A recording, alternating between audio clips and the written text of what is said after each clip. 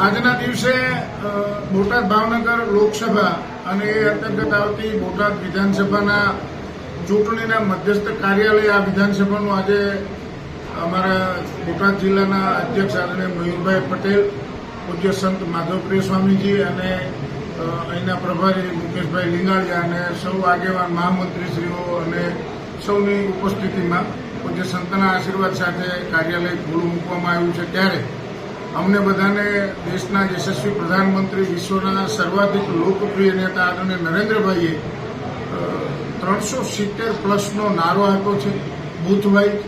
અને એટલે આજે આપ સૌ જાણો છો પત્રકાર મિત્રો કે બધા કાર્યકર્તાઓ, જવાબદાર પદાધિકારીઓ પાર્ટીના સંકલ્પબદ્ધ બન્યા છે કે પ્રત્યેક બૂથની અંદર ભારતીય જનતા પાર્ટી માટે 370+ મતોની સરસાઈ સાથે દરેક બૂથ અમે જીતશું એવી પૂરેપૂરી તત્પરતા અને કાર્યયોજના સાથે બોટાદ વિધાનસભા એ ભાવનગર લોકસભાને જીતાડવામાં આ વિધાનસભા પોતાનો મહત્વનો રોલ અદા કરશે એવા સૌએ સંકલ્પ લીધા છે. કેટલી લીડ સાથે કમળ દિલ્હી પહોંચશે? ભાવનગર લોકસભા એ ગઈ વખતે પણ આપણે ખૂબ સારી સરસાઈ એટલે 2.5 લાખથી ઉપરના મતોથી આપણે આદરણીય ભારતીબેન જીતેલા હતા. આ વખતે કર્મઠ અને કસાયેલા આદરણીય નીમુબેન બામણિયા પાર્ટીએ એમના શિરે કળશ જ્યારે ઢોળ્યો છે, જવાબદારી એમને બોટાદ ભાવનગર લોકસભા સીટ જીતવાની આપી છે. ત્યારે અમે સૌ કાર્યકર્તાઓ સંકલ્પબદ્ધ છીએ અને અમારા પ્રદેશના આદરણીય અધ્યક્ષ CR પાટીલ સાહેબે 5 લાખથી પણ વધારે લીડથી જીતવાનું, સરસાઈથી જીતવાનો લક્ષ્યાંક અમને સૌને આપ્યો છે. તો આ વખતે અમારો લક્ષ્યાંક ભાવનગર અને બોટાદ જે લોકસભા છે એને 5 લાખથી પણ વધારે મતોથી જીતવાનો અમે સૌ સંકલ્પ લીધો છે.